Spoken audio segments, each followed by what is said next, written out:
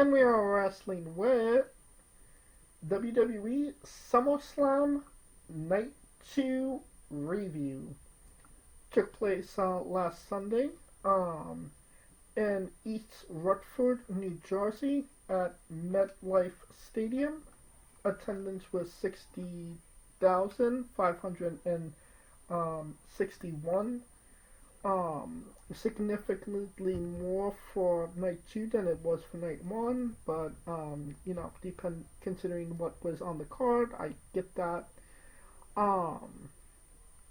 Night two was, I would say, significantly different from night one, but it was also what you would expect from SummerSlam. Like I always say, SummerSlam is the WrestleMania for the villains. And it did not disappoint in that regard. If I had a big gripe with this show, I would say that whoever booked this show was probably a part of AEW at one point, because the booking style was not up to par. You should not have a TLC match, then a no disqualification match, and then a cage match, all sandwiched against each other. I think that there needs to be some spacing out, and I was gassed when after the TLC match. What little strength I had was given to no disqualification match, and by the time the cage match went on, I was ready to take a nap. I can't imagine how the people felt, actually being there, actually having to give their energy. So from my personal feelings was that it was just the placing of the matches on the card was terrible, even though the quality of the matches were pretty up to par for most of it. What say you, Kaliko? I think it was like night one was wrestling night, night two was Extreme Rules. I don't think that format, I don't think that helped because the two street fights is what kind of negated everything for me. That's why I think they should have spaced those two out at least. I mean, have the couple of matches. I think the 5-2 and the street fight should have been night one to balance it out. I definitely agree. There was definitely an imbalance. Or, I mean, you could have... I mean, you could have... This could have just been, just structured differently. Start with the TLC match, then have the women's streetway, then have, the cage match, then have Dom and AJ, and then, I mean, obviously, you would be going back-to-back no disqualification matches, but I feel like that would have been better than, having three, gimmick matches in a row, which just kind of blew their load. True, but I mean, yeah, the way that it was formatted was just, yeah, dog. Alright, well, let's get into it. Triple threat match for the Women's World Championship match. Naomi defeated Rhea Ripley and Io Sky in 16 minutes, 20 seconds. Really solid opener. I mean, when you have Rhea Ripley and Io Sky in it, how is it not going to be great? Good match, great way to end the match. Naomi taking, advantage. Everything worked for me. Good opener. Wish that this was maybe the main event for night one, but I digress. What say you, Kalito? You think CM Punk was going to give up that main event? You smoking crack. It would have been what was the opener for night one? Roman and Jay. Oh, Roman and Uso, and that wasn't gonna happen. So yeah, this was the only place you could put it. And essentially, they were just trying to catch a different magic of the triple threat from WrestleMania. Mm-hmm. It kind of got there. It just, it's not gonna top that match. That match was just fucking. All the girls played their part, and Naomi wasn't meant to play. She was meant to play the monkey wrench in all of this, and she did it pretty fantastic, I must say. I agree. How many stars you give this one? Oh, let me see if let me look up something real quick before we start with these goddamn stars. Let's see what the fuck Dave did. Uncle Dave. Thinking Uncle fucking Dave. Okay, so do you want to hear his night one stars? Because we gave everything roughly about 4. I mean, yeah, that was pretty much our. That was like the baseline for a lot of the matches. Like, The baseline was like 4, yeah, with the exception of like maybe Zayn and Cross, but yeah. Zayn and Cross got like a 2.5 from us. yeah, but everything else was kind of like 4ish. Yeah. Mm-hmm. Okay, so Roman and Jay, he gave a 4. Okay. Bliss and Charlotte got a 3. Fair, I would say. Zayn Cross got a 1.5 stars. I agree with that. Stratton Cargo got 2. Disagree with that completely. Jelly Roll got 3 and 7/5. I mean, you might as well just give him a 4, motherfucker. Like, what's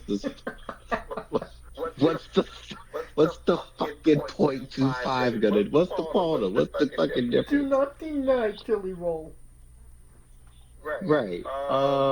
And Gunther Punk got 4.5. Okay, so we were more or less on the same page with Dave, excluding maybe one match.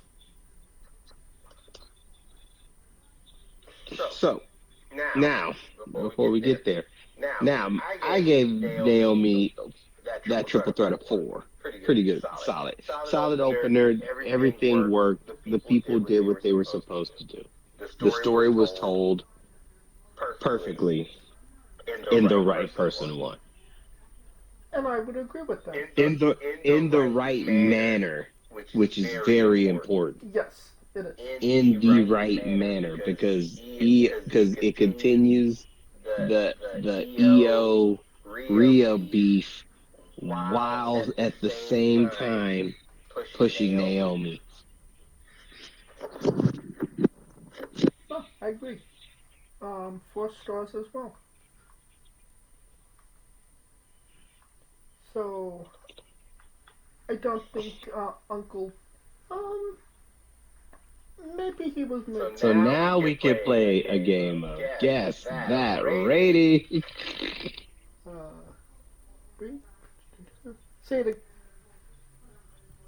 Say it again. All right, now we can play a game of Guess That Rating.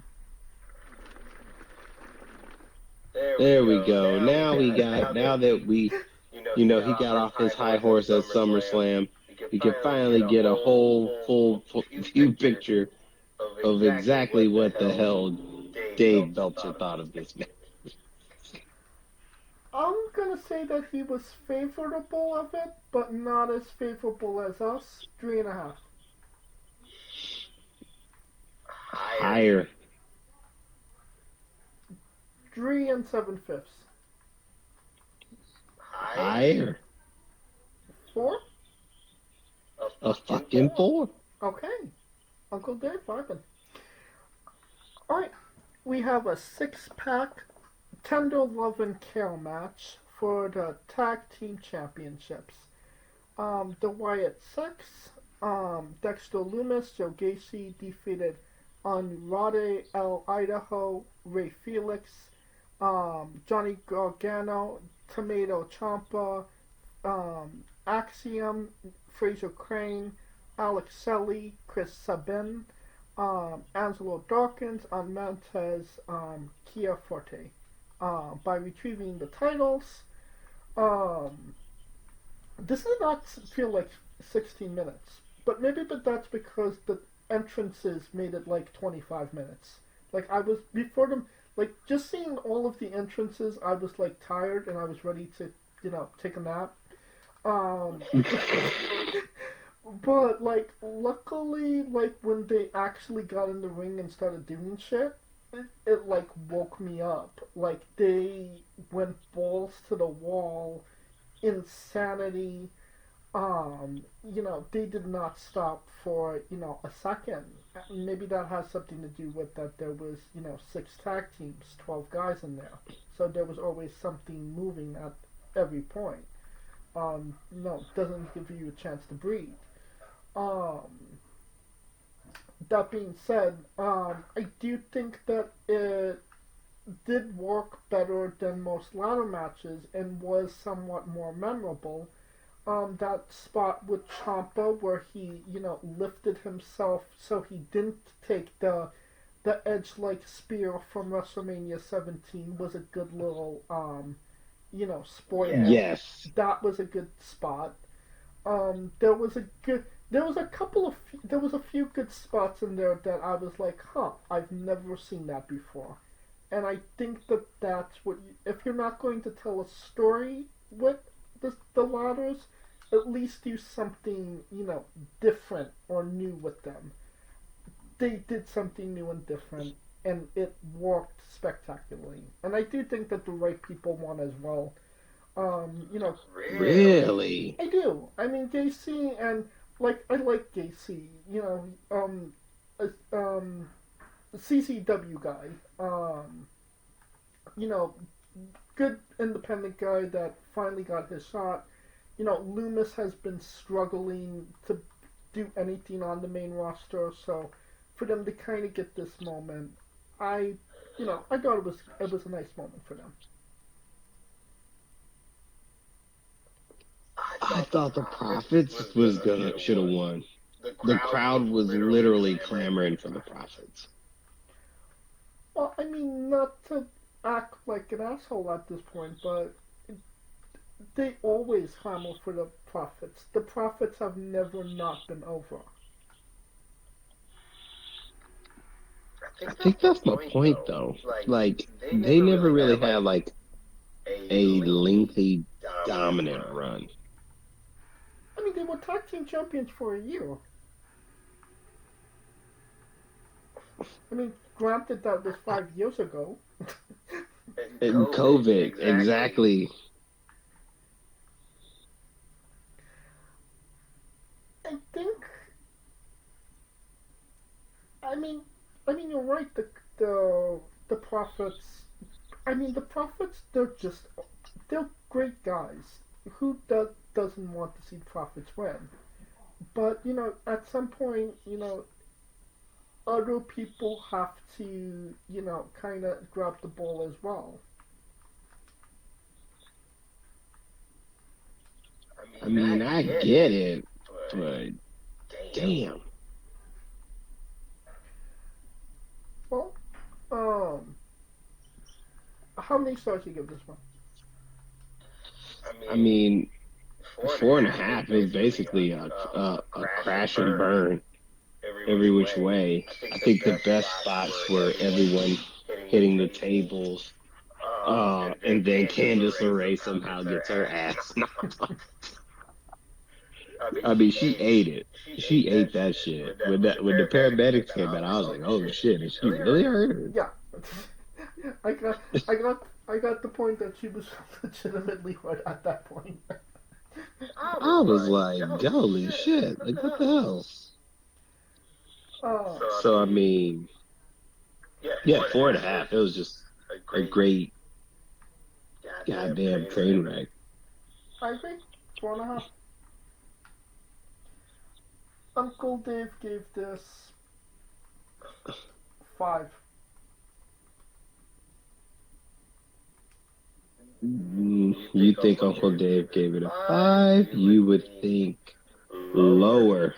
I mean, he might as well have it gave it a 5. 7, 4 and 7/5. I know. I mean, you just give him a fucking 5, bro. Like what the fuck?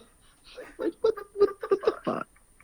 I mean, this is what gives Dave Meltzer off. This is like his bread and butter for what he loves. Like no disqualification for the Intercontinental. No disqualification, no count out, last chance match for the WWE Women's Intercontinental Championship. It was a street fight, brother. I mean, that's what it says on Wikipedia. So, you know, Becky Lynch defeated Lara Valkyria in 25 minutes and 5 seconds. Lara can no longer challenge for the Intercontinental Championship. Good storytelling, if I'm being honest. They killed each other. It was a brutal match. Even a camera guy that did not need to be in their way got attacked as well. Appreciated that. Fucking idiot.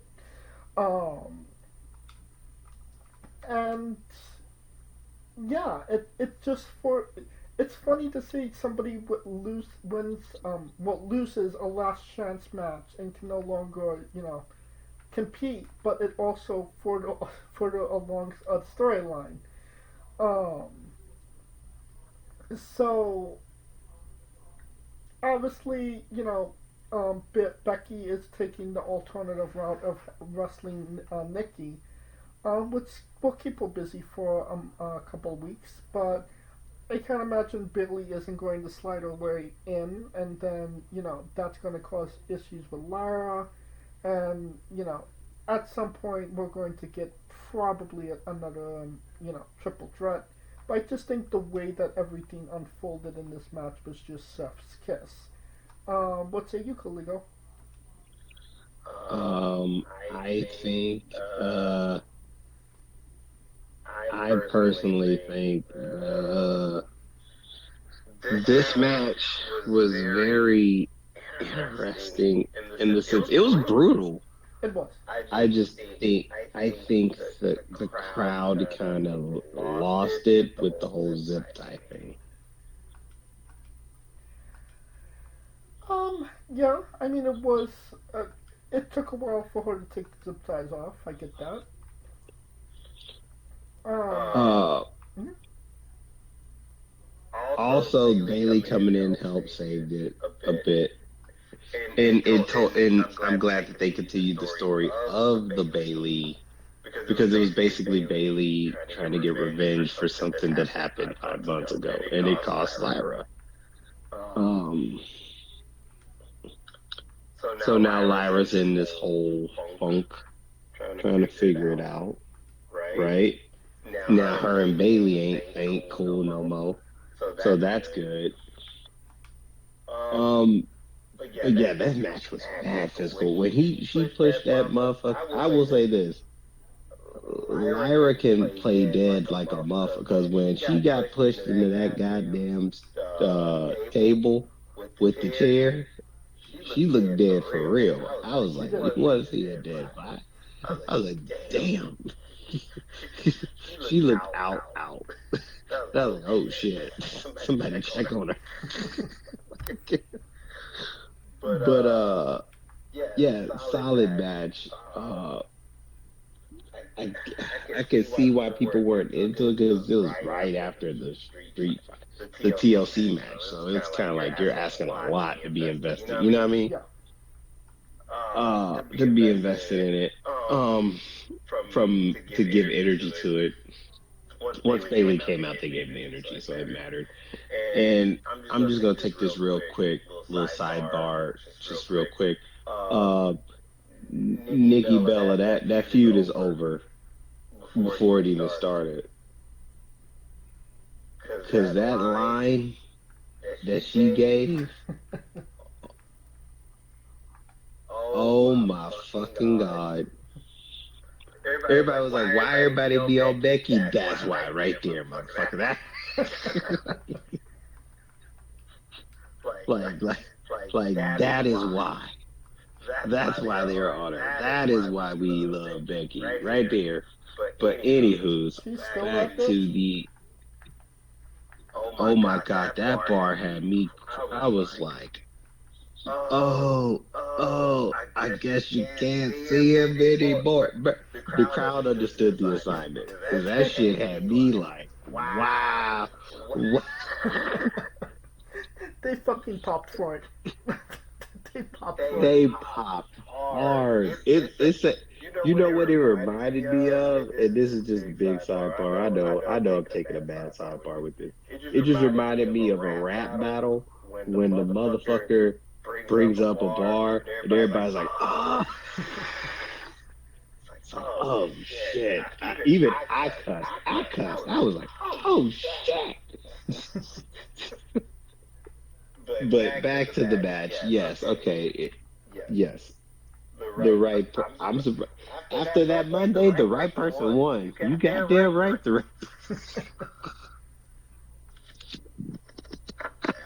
After what happened Monday, the right motherfucker won. How many stars? Bet your ass. Bet your damn skiffy. How many stars you give this one? Storyline 3.5. I mean, because it was tough because it was following a. They were put in a tough spot, following like a demolition derby between 12 people. You know, so 3.5. I give him grace. Despite, obviously being in a very tough position, um, I still think that it worked, and I'm gonna give it a 4. Ooh, look at these both. Okay, Uncle Dave. Uncle Dave. You man, Uncle Dave. Um, 3.5. Higher. 3 7/5. Yeah. I should just start with a 7/5 and just go Work your way around. Yeah.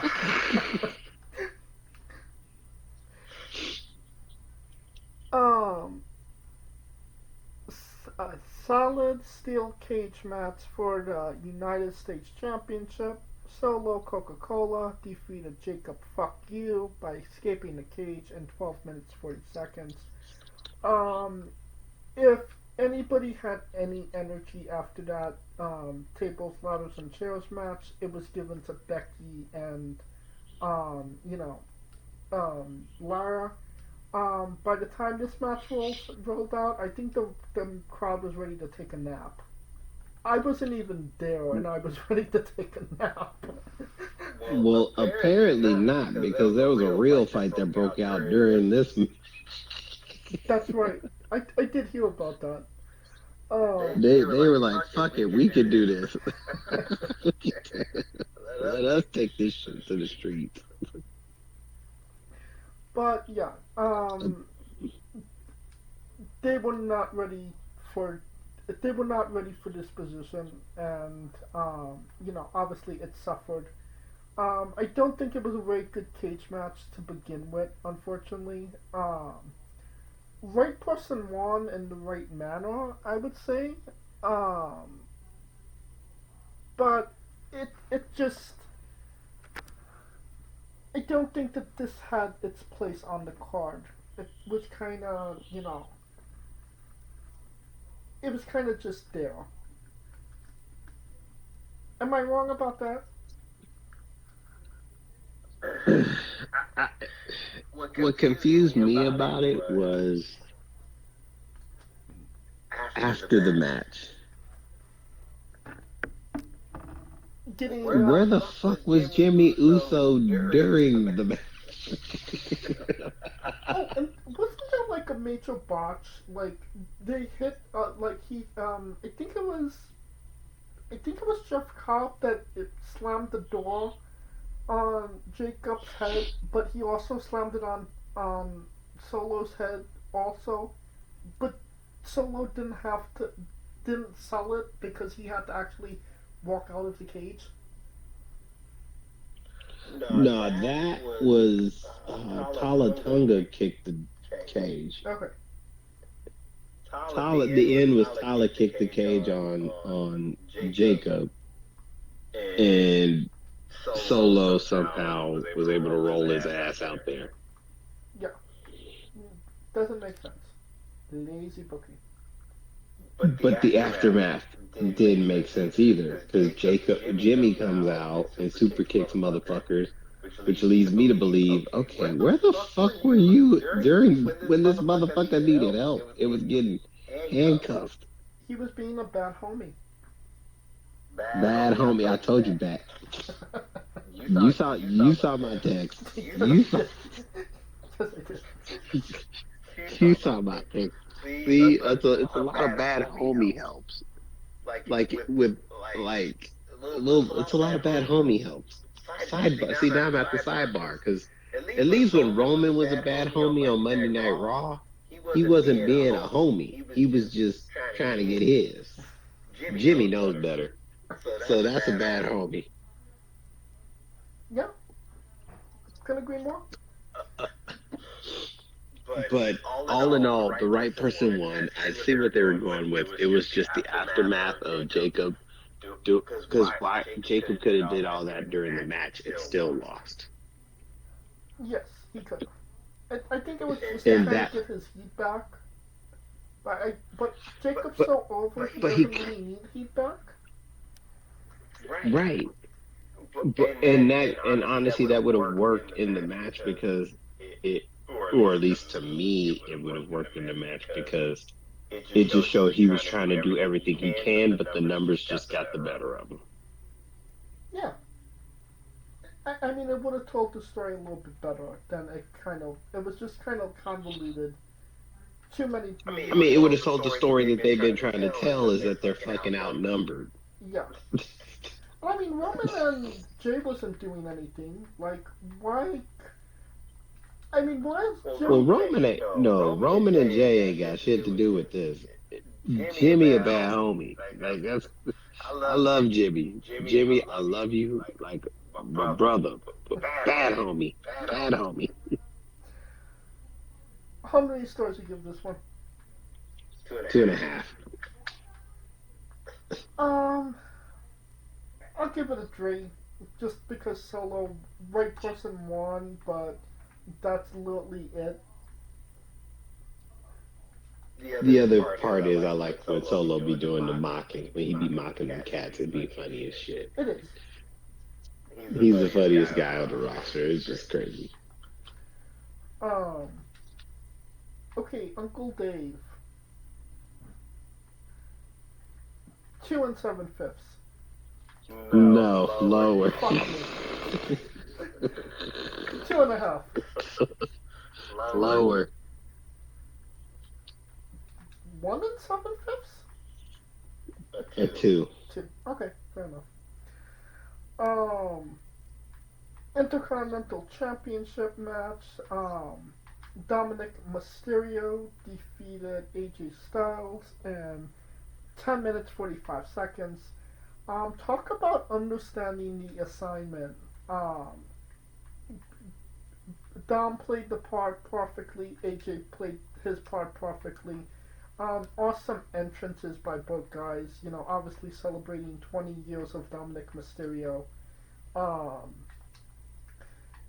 It was just kind of like a nostalgia match, but also it paid tribute to so many things, but also was its own entity as well.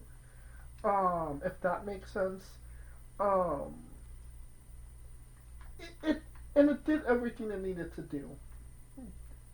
Dom got a win on a really big superstar without making that really big superstar look bad, but also make Dom look like a heel, even though the people really like him or starting to like him. So it was everything that it needed to be, in my opinion. What say you?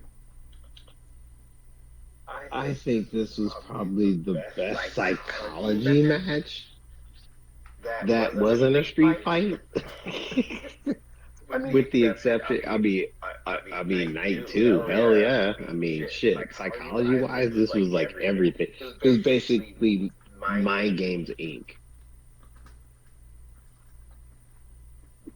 AJ coming in with the Cadillac. His son hair's dyed blonde like Dominic in '05. AJ coming out with the Latino. It's just, it's, it all worked, even to the point of how he won, how the match was won. right. So it was good, really good. It it how can I put it? The right guy won. AJ looks like, okay, for the first time he feels like he got outsmarted, especially when he thought he had the answer. So it sets him up to be like, hey, you're better. He took it straight up like a G, but that doesn't mean he's not gonna try to get his revenge either. So I see them trying to run it back. Yeah, he already came back and said that he wants a rematch with Dom. So I mean, it's gonna come again. When Yep. we don't know, but we shall see. All right. How many stars? Uh, Psychology was four. I mean, the moves and everything. The match wasn't like gonna be like this uber 5-star match, but the story of the match was Dominic doing everything to avoid AJ in the first place, Right. and he took advantage when he needed to I agree. with the boot, which was like fucking nuts. Because people were like, his quote unquote real dad. It is his real dad. Don't quote unquote that. I mean, he calls his other dad the deadbeat dad, so that's what kind of throws me off. Well, I mean, he was the one that was his fathered him, but he isn't, his biological son. I mean, Ray did give him a BMW 3 Series. But everybody else had Mercedes. Everyone else had Mercedes. Yep. Oh Lord. Yeah, I agree. Four stars. Great, masterful storytelling. All right. Uncle Dave. 3.5. Lower, surprisingly. 3. Lower. 2 7/5. 2 7/5. I don't know what crack this guy is smoking. Whatever Tony Khan is giving him. Good point. And that brings us to the main event, the last match, a street fight for the WWE Championship. Cody Rhodes defeated a good John Cena in 37 minutes 45 seconds. Um, you know, I kind of feel bad because this match was everything that the WrestleMania match should have been, and they kind of fucked up and Yes. ruined the fans at WrestleMania, because of fucking Travis Scott of all people. But this was the match that they should have had at WrestleMania. Um, it was a good match. It protected John Cena. At some points it kind of got hard to watch because you could see that John Cena was gassed and he was in a lot of pain, but he was pulling through because he wanted to finish this match. Um, So, I definitely give him that credit. 37 minutes is just insane for the amount of, pain and punishment he has on his body. And to say, I'm going to do that and, probably have essentially the last match of my career. Because this was, I feel like, I mean, obviously he's going to December, clearly. But Hmm. this was the last match. This was the blow off match. Um, and I think he delivered. Um, he put Cody over great. The passing of torch, so to speak, and started with a hug, started ended with a hand raise. Yeah, I don't really have.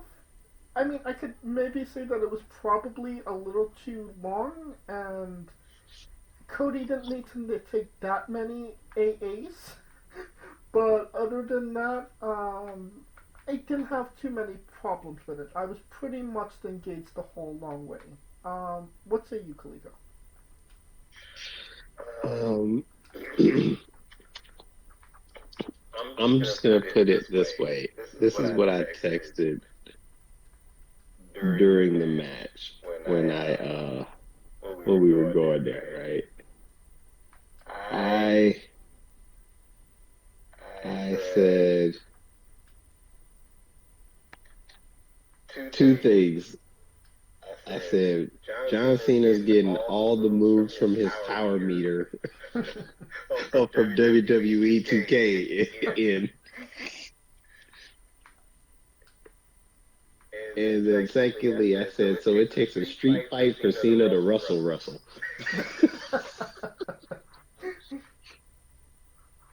Uh, I mean, so yeah, that was my thought on the match. It was a good match, great match.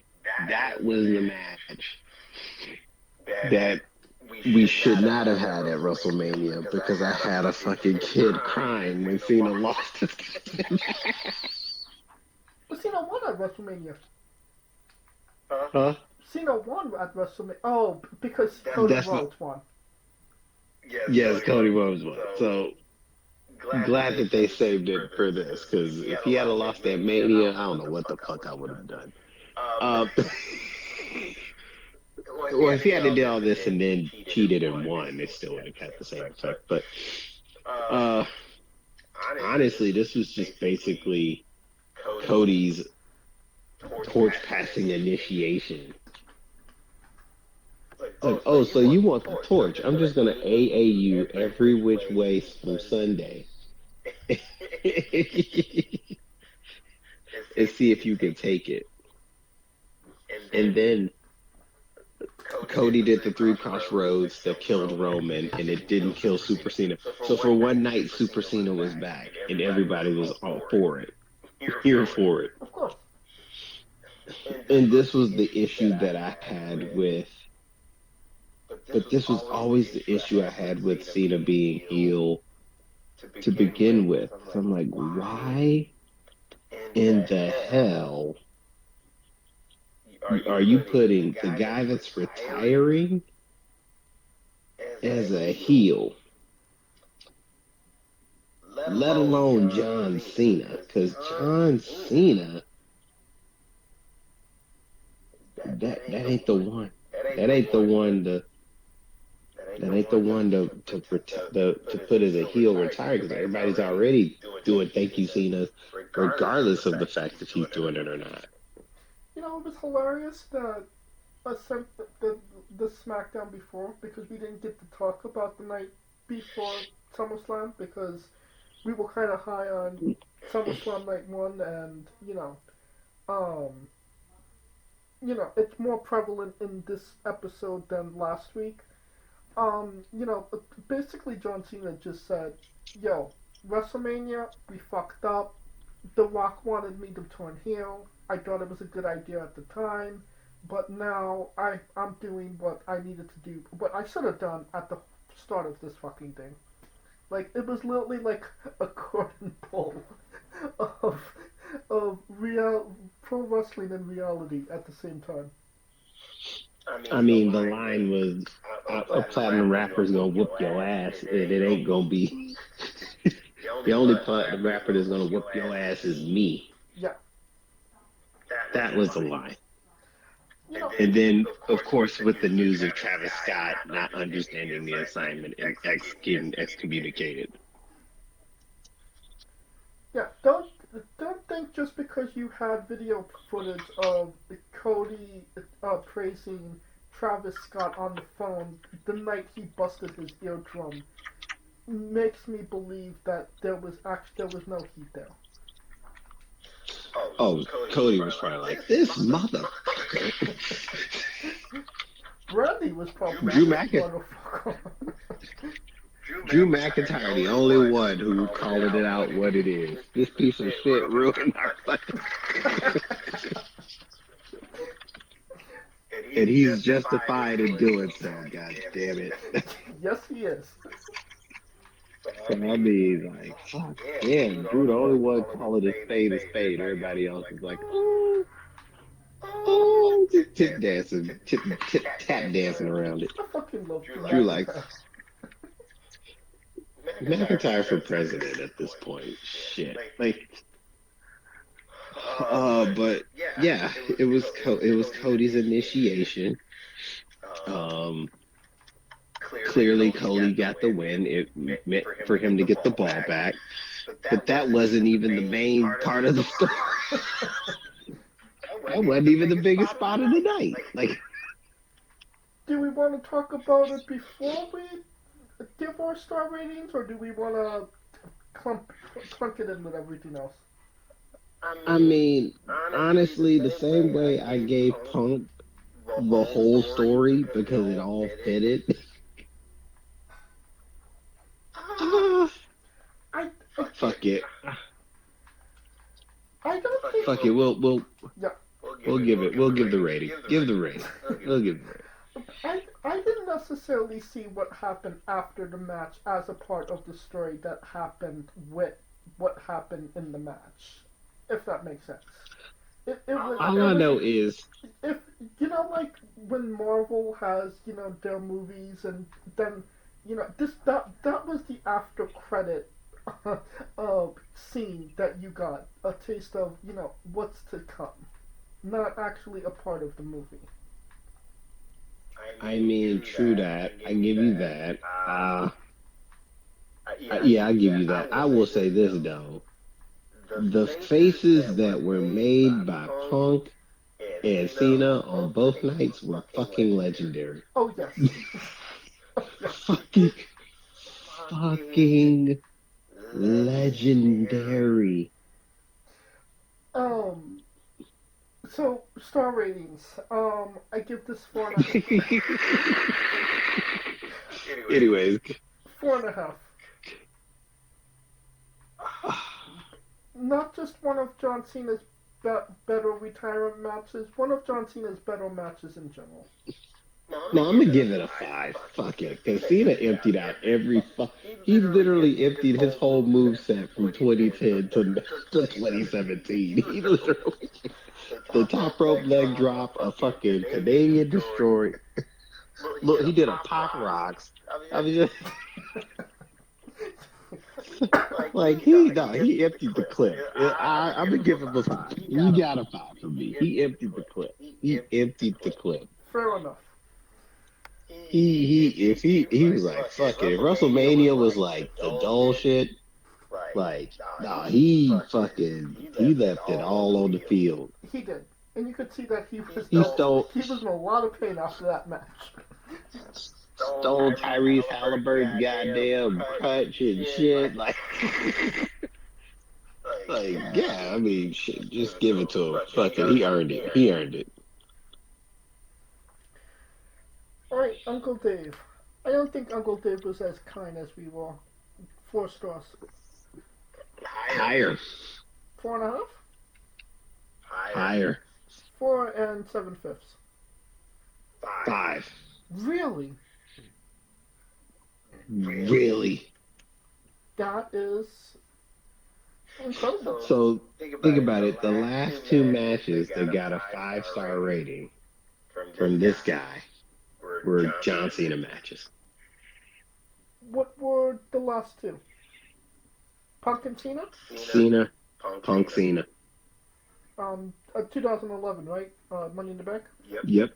Money in the Bank. What was the Yep. other one? This one. Oh, okay. Alright. And that brings us to the last segment of the show. Why John Cena had that face where he That face was fucking. Oh my god. like literally, if I could run, if I was physically able to run, I would fucking run. And that's because the Beast is back. Brock Lesnar has returned to the WWE. He's pissed off, looking for piss videos, and beating the piss out of John Cena. I mean, it was what you would expect from Brock Lesnar. It's kind of like a shock attack. You see the shock, you know the shock is coming your way. It's just a matter of when is the shock actually going to come and attack me. And that was literally this moment right here. When is this shark going to jump out and attack me? And he did. He F5'd Cena, and yeah, the Beast is back. Bringing Here Comes the Pain. And controversies aside, when that music played, if there was in the words of Triple H, if there was a roof on that place, it would have been blown off because that reaction was fucking bananas. Sir, I fucking almost hit the roof of my house. And I heard that shit. I was like, what? So therefore, there goes the he's banned. That's also that's the other text I said. It's time for me to roll it back in my decks. Yeah. So much for Brock being banned, as someone said. When I heard that music, I was like, oh shit! Like, it was definitely a moment in time for sure. Like that just fucking happened. I know, obviously, there's some gray areas when it comes to all of this. WWE's always been a sort of a gray company, so to speak.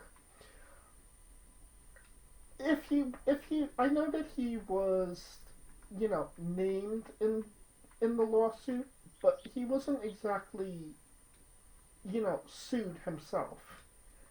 And, that was what, like 2 years ago that all these allegations came out. So, and we're still like there's no sign of there actually being an actual court date. So, I mean, essentially, he could come in, have his match with John Cena. I mean, he could essentially fuck around till WrestleMania, leave, and there still wouldn't be a court date for Vince McMahon's, allegations, anywhere in the ballpark of coming up. So, I kind of get it. I don't think that they would have brought him back if they thought that obviously there was going to be, um, you know, controversy from some people that don't necessarily like it. But if there was, serious like legal repercussions or bad press, from it, they probably wouldn't have done it. And I mean, like I said, it's been 2 years. So It's not about the bad press. As much as we talk about that face, there's only one person who was willing to make that a call. They would not have brought him back if Cena didn't say so. you think? I know. Because it makes no sense. Because here's the thing. If this is his last year, yeah, he's going to want to go with it with all of his biggest rivals. He couldn't do it. He got it in with Randy. He got it in with Punk. Cody was the torch facing. He can't get Edge. Yeah. Brock is the next viable option. Edge really hurts that we're not going to get Edge. Yeah, Edge hurts. Edge fucking hurts. But how can I put it? This puts him from being, because to me, I thought his retirement tour was always going to be kind of like a Scott Pilgrim versus the world type of thing, where he's just going against his biggest rivals / exes in this last timeline. And you cannot have Cena retire without Cena Brock one more time. Cannot. What's the last time that they wrestled the 2014 SummerSlam match? It was, I want to say. No, yeah, last time they wrestled, Superman died. That was the death of Super Cena. So, yeah. So, I mean, okay. I guess it. I mean, if you're not going to get Edge, because obviously Edge is on his 5th year of his retirement tour. Then yeah, Brock would be. So, do you think that we're going to get Brock just for this match against John Cena, and then Brock goes into the good night? Pretty much. He's just there for that. Because I don't see any other way. I can see it. Or it could have been a one-off. No, I don't see it being a one-off. But I expect them to fight either in Paris, Perth, or Crown Jewel. Perth is Crown Jewel. And John Cena's already wrestling Logan Paul in Paris. Yeah, so it's going to be a Perth. I mean, if they really want to delay it, they could put it on Survivor Series. I mean, that would be fucking phenomenal. However, for my selfish reasons. But I think Cena gets into the War Game. No, John Cena has nothing to do with War Games. They could make it. No. They could make it. I mean, because they need you usually get 5, so that's the problem. No, 4. You gotta get 5. 4. Yeah. No. Last year it was Bloodline, and it was literally the Usos, Sammy, Punk, Roman. 5.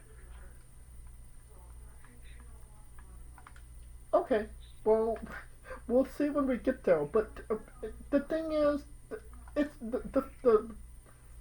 the War Games match is going to be with Seth Rollins' group.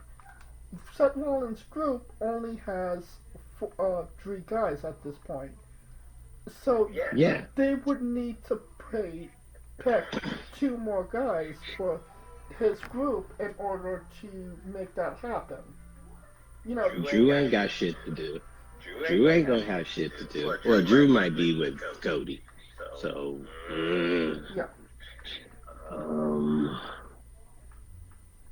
they'll find 2. They can get 2. I think they'll get 2.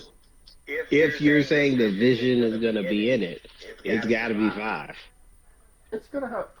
Well, we'll see. We'll see how that goes. Um, but yeah. I mean, what are what is your feelings on John Cena? No, Brock Lesnar coming back. Honestly, I get why I get why people have a problem with it. I also understand we are living in the time of guilty by public opinion. And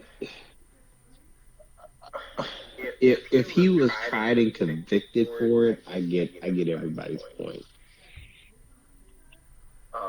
We can't be doing this guilty by guilt guilty before court even convenes. Even if the evidence is preponderance, I get it. We all get it, right? But we have that for a reason. We have that saying innocent until proven guilty for a reason. So let them. I don't really worry.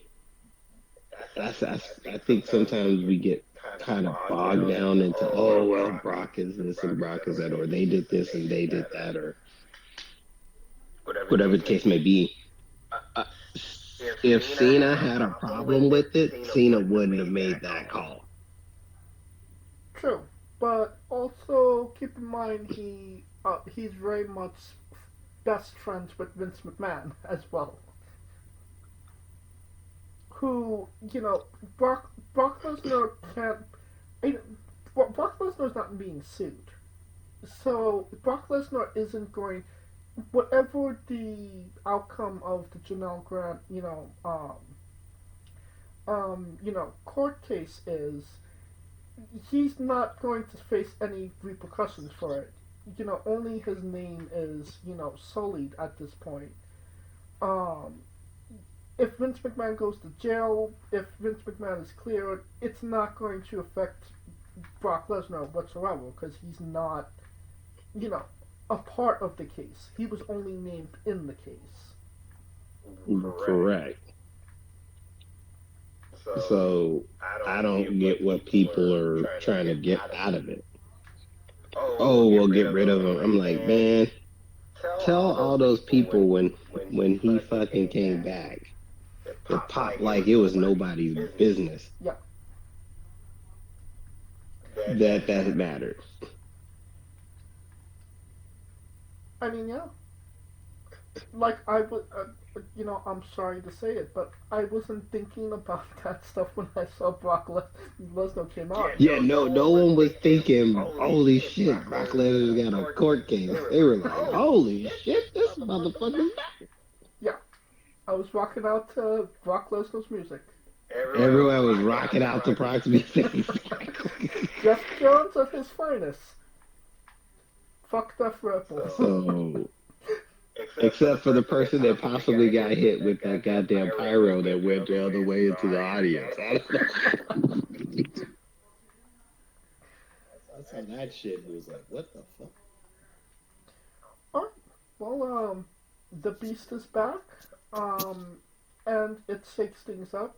Obviously we're getting at least one John Cena match, which is going to be welcomed, and it's going to be good to see Brock back in the wrestling ring as well. After that, I would like to see Brock wrestle Gunther at least once.